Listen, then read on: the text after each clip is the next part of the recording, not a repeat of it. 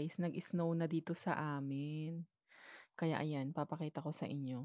Siyempre, papakita ko na rin sa family ko kasi hindi pa rin naman sila naka-experience ng snow. So, ito yung first time ko makakita ng snow.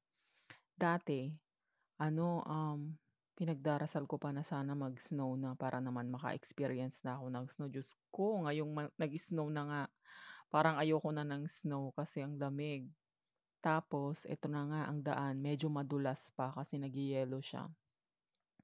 So, ayan, maglalakad-lakad tayo dito lang sa amin. Kasi ano, giniginaw ako. Bale, yung suot kong damit is dalawang patong tapos naka-jacket ako.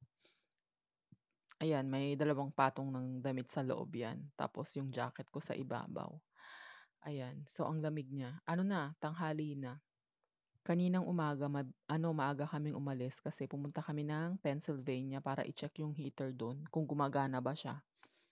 So, ayun na sadly, hindi siya gumagana yung dalawa sa first floor. So, papaayos pa yun sa Monday. Monday na pala ngayon. Ngayon, aayusin siya ngayon. So, ayun, hindi kasi pwede doon na ano, hindi naka-on yung heater kapag ka winter kasi magyayelo yung mga plumbing tapos masisira siya, mababasag siya, yun. So, kailangan talaga naka-on yung um, heater during winter. So, ayun na nga. So, ayan, maglalakad tayo. Papakita ko sa inyo. 'Di ba ang ganda? Yung mga bubong, puti na siya. Ang ganda niya tignan. Tapos yung mga ano, halaman, yung mga may dahon, ayun. May snow din sa ibabaw. So, parang basta ang ganda niyang tingnan. Tapos ang liwa-liwanag. Pero dito sa video ko, ewan ko ba, yung ano, ito kasing camera, 'di ba naka-protrude yung lens. So, meron siyang free na lens protector. Tapos ayan, nag-ano siya, nag-moist yata siya, kaya ganyan yung video. Hindi ko na rin napansin kasi malayo siya sa akin eh. So, hindi ko siya napansin. Napansin ko na lang nung pinatay ko yung camera pagdating ng bahay. Sabi ko, ba't ganun? Parang may itim. Ayun pala, nag-moist siya. So, ayan. Medyo maitim yung ano natin, video natin.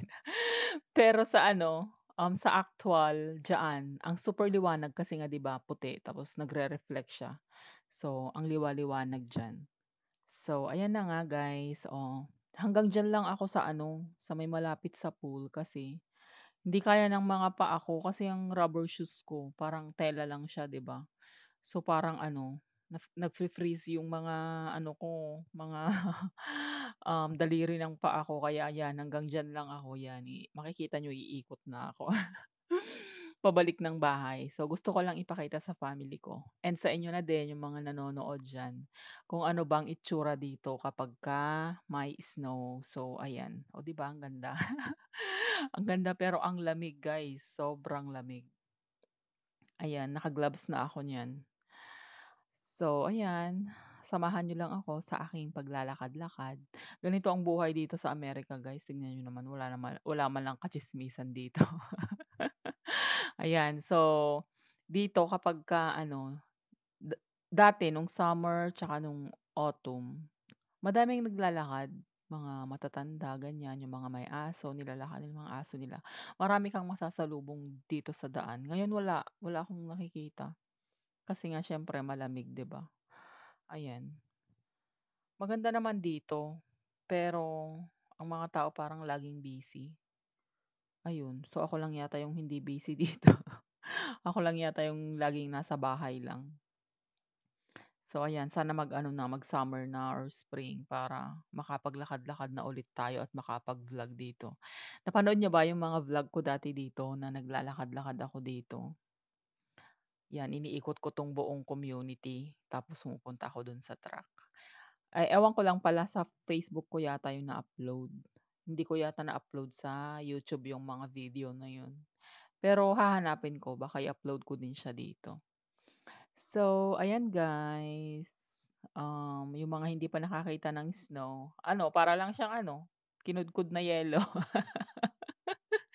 Ganun siya. Tapos kapag ka naapakan mo, tumutunog siya. Kasi 'di ba dry, ayun. Tapos ang balat ko din nagda-dry. Comment down below naman guys yung mga ano diyan, mga naka-experience na ng ano, ng snow. Tumira na sa mga nag-i-snow na lugar. Ano ba yung magandang lotion niyo? Comment down below naman kasi ewan ko ba, nag-i-struggle ako sa ano ko, sa balat ko. Lalo na yung balat ng binti ko parang nagbibitak-bitak. So, ayun guys. So, ayan, malapit na ulit ako sa bahay. Um, Siguro hanggang dito na lang 'tong video na 'to kasi madami pa din naman akong i-edit na video. Yung kanina, ano pala, may kwento pala ako malapit muntik pa hindi malapit, muntik na kaming madisgrasya kanina kasi ano, madilim tapos madulas yung daan. So, hindi namin nakita yung malaking kahoy na nasa gitna ng daan. Buti na lang nung medyo malapit na nakita ko tapos nung nag-stop yung asawa ko, ano, dumulas yung gulong ng sasakyan. Buti na lang talaga hindi namin nabangga yung ano, yung kahoy dun sa gitna ng daan. Panoorin niyo dun sa kabilang video ko, meron yun. So, ayun, yun yung isang mahirap din, mahirap mag-drive during winter tapos madilim. Dapat ano lang, dahan-dahan ka kasi madulas yung daan. So, hindi pa daw ito ano, konti pa 'tong snow na 'to. So, paano na lang kapagka madami, 'di ba? So, yun lang muna guys. Thank you for watching.